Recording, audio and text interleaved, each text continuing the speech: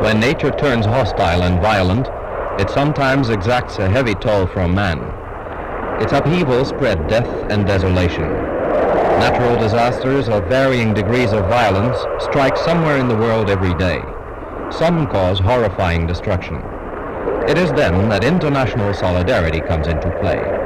The Red Cross, Red Crescent, and Red Lion and Sun societies send relief supplies to the stricken country through their World Federation, the League of Red Cross Societies. Some regions are more vulnerable than others, as is the case with East Pakistan. The night of the 12th to the 13th of November 1970 will forever remain graven on the memory of the survivors of what has been called the disaster of the century. 250,000 to 500,000 drowned, 2.5 million people affected, incalculable loss of livestock, more than 1 million acres of land devastated, the awesome result of a monster cyclone accompanied by a tidal wave, which on that night hit the coastal areas and offshore islands of the Bay of Bengal in East Pakistan.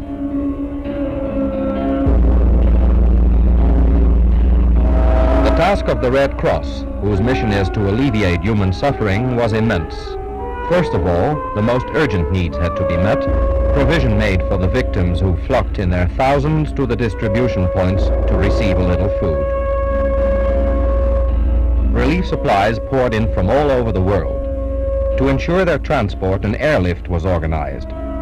Between the 17th of November and the 14th of December, more than 150 planes landed at Dhaka Airport, averaging 5 landings a day. Teams of Red Cross volunteers worked day and night unloading supply.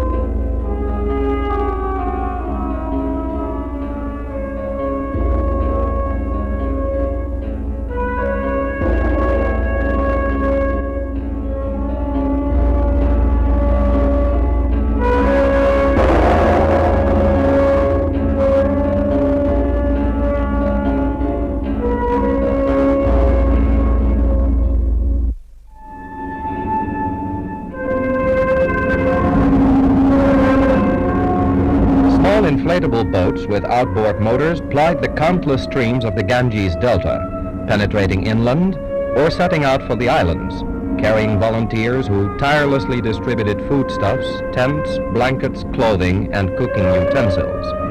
Not forgetting the children, who received their ration of milk and vitamins every day.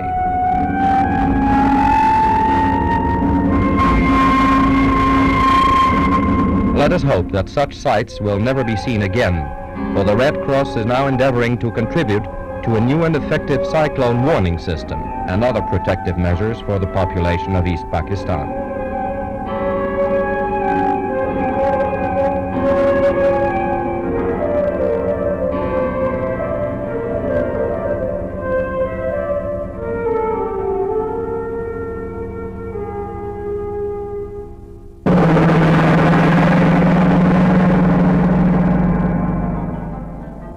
Floods are particularly destructive no matter where they occur.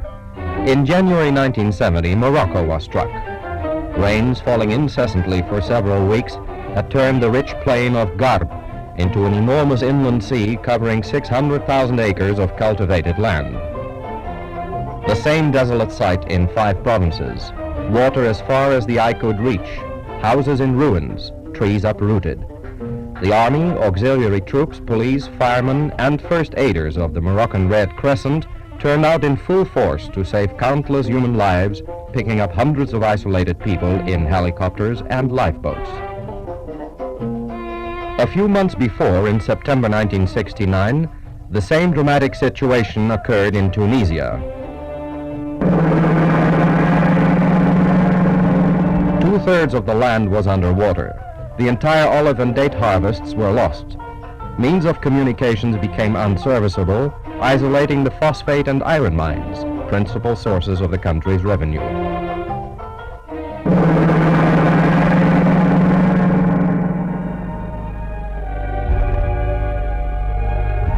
Destruction caused by floods can be a serious threat to the economic future of a country.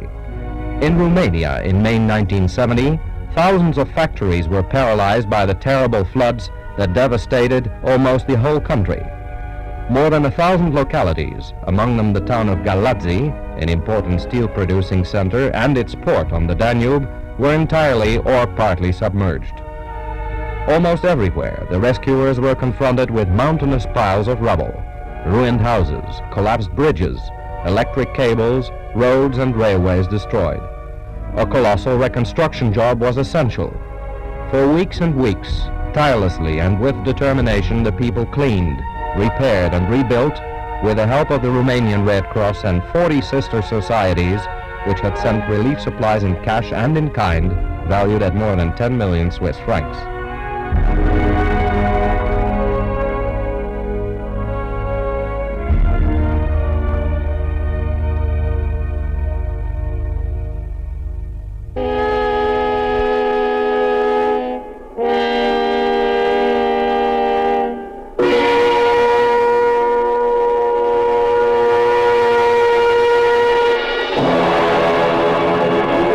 Suffering can also be caused by man himself. To devastation caused by the elements can be added destruction engendered by war, which blindly and pitilessly strikes at men, women and children alike, innocent victims for the most part, leaving famine and sickness in its wake.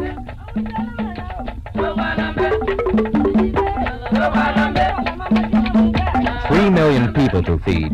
That was the task of the Nigerian Red Cross, responsible for one of the biggest relief operations ever undertaken in peacetime, when the war that had ravaged Nigeria came to an abrupt ending in January 1970. 35 National Red Cross and Red Crescent societies took part in this colossal action, which was coordinated by the League of Red Cross Societies. Their contributions, in cash and in kind, were valued at 25 million Swiss francs. For transport by road, in all the stricken areas, of the relief goods coming from all over the world, the Nigerian Red Cross had about 100 trucks, some 50 Land Rovers, and many other vehicles. At Port Harcourt, foodstuffs arriving by sea were unloaded day and night, while 3 coasters, chartered by the National Red Cross Societies of the Federal Republic of Germany, Denmark, and the Netherlands, carried the provisions on down the coast. In addition, food parcels poured into Lagos Airport, medicines, vehicles, and ambulances sent by many national societies, by governments, and by various non-Red Cross organizations. To remedy the serious state of malnutrition of more than 1 million people, including a majority of children, the Nigerian Red Cross launched a 3-month feeding program intended to provide between 1,000 and 2,000 calories per day and per person. Gradually, thanks to this substantial assistance, starving mothers and children gained strength again, eating with slow and solemn movements, conscious of resuming a custom long out of use and almost forgotten. To meet this vital need, enormous quantities of foodstuffs were sent into the most distant corners of the country by the fastest available means.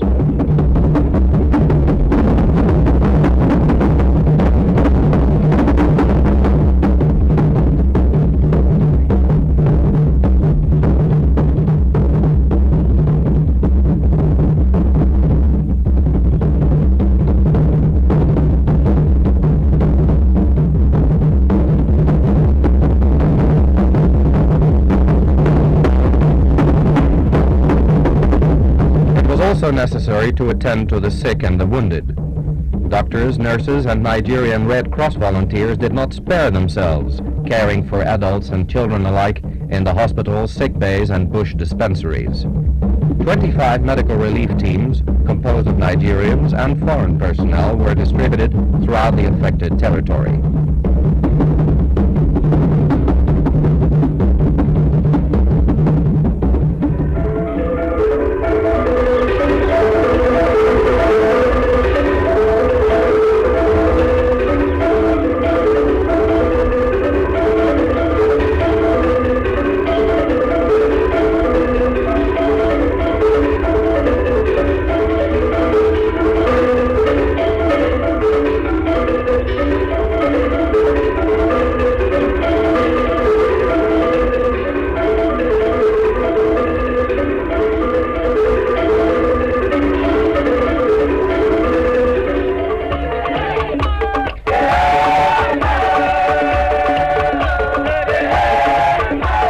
children also had to be given a new zest for life.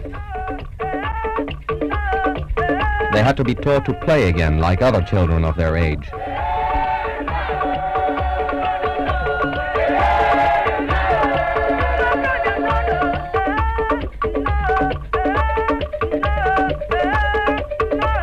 And the smile had to be brought back to their all too serious faces.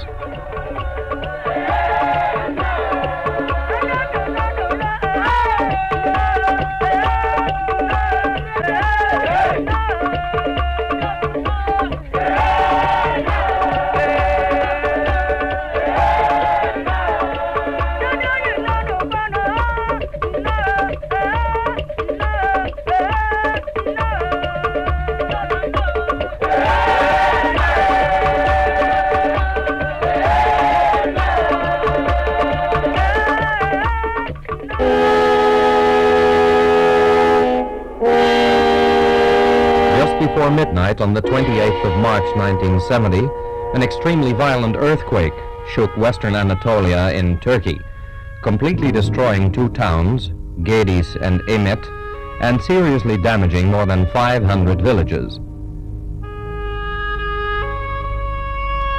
After the first shock, fires broke out everywhere, causing fresh destruction.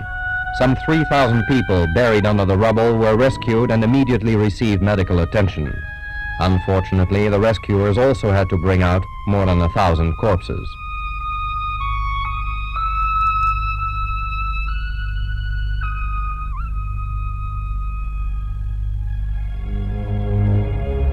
Less than 3 hours after the earthquake struck, the first Turkish Red Crescent convoy set out for the scene of the disaster with tents, blankets and food, followed a little later by a field hospital and first aid material.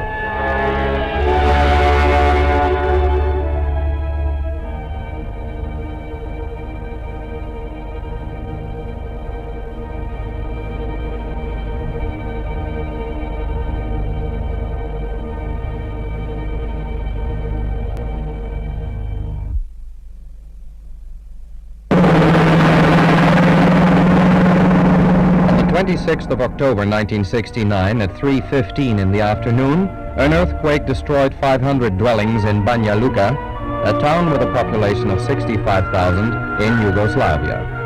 A second shock occurred that night. Then, at 11 minutes past 9 the next morning, a third and far more serious shock followed, damaging 80% of the buildings. Panic-stricken inhabitants rushed into the streets, fleeing for their lives in terror.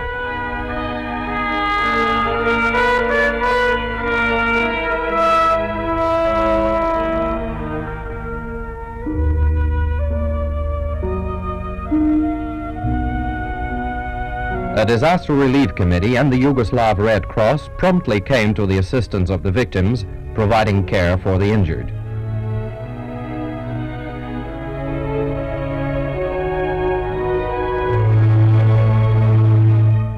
At the very minute when everything was collapsing under the effect of the third shock, a convoy of lorries left Belgrade for Banja Luka with a team of doctors and first aiders.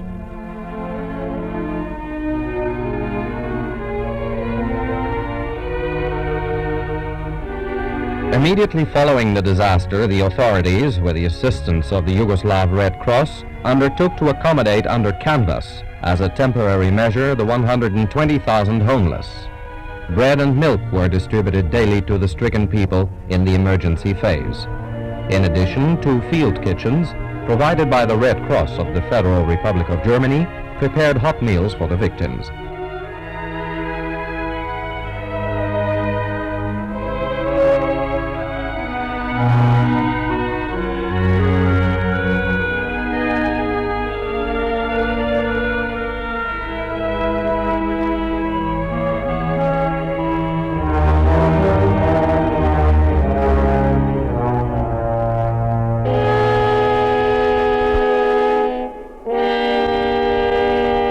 At 3:30 in the afternoon on the 31st of May 1970, an earthquake shook Peru. In less than a minute and a half, more than half the buildings in Huaraz, main town in the Huaylas Valley in the Andes, were destroyed. An enormous mass of ice and rocks weighing 80 million tons was torn from the west wall of Huascarán, one of the biggest mountains in Peru. It swept at a staggering speed through the Huaylas Valley and destroyed in one fell swoop the towns of Yungay and Ranrairca, burying them under 16 feet of mud.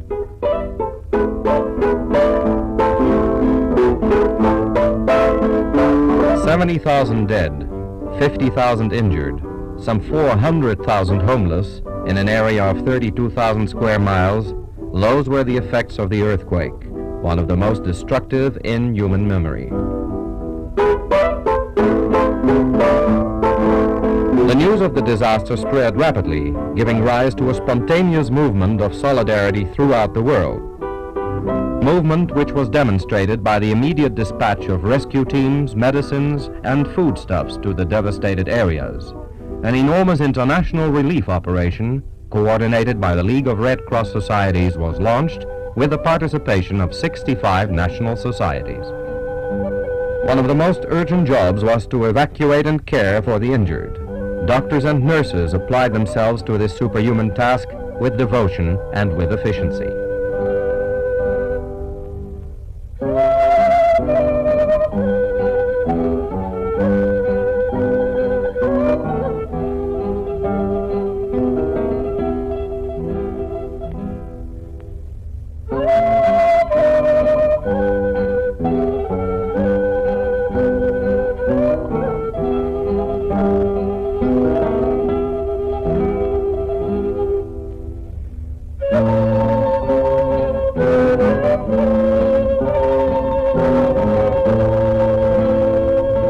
The Peruvian Red Cross also launched a massive immunization campaign.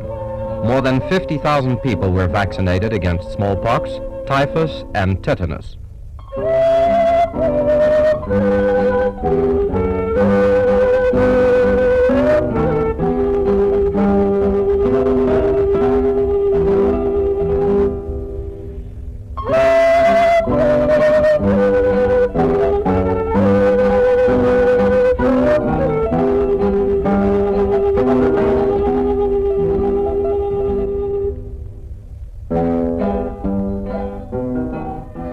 Also, it was necessary to give assistance to those victims left with absolutely nothing. The Peruvian Red Cross sent convoys of trucks loaded with relief supplies to all the stricken areas.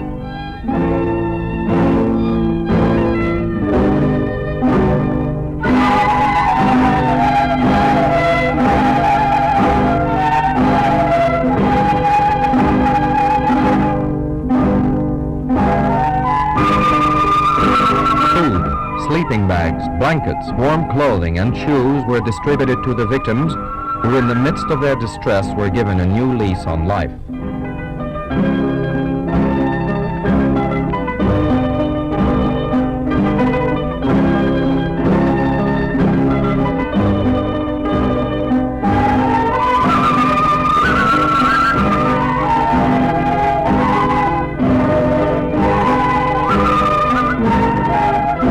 In the emergency phase, more than 50,000 sheets of corrugated iron were given by the Red Cross to homeless families who themselves put up temporary dwellings, pending the completion of the enormous reconstruction job undertaken by the government.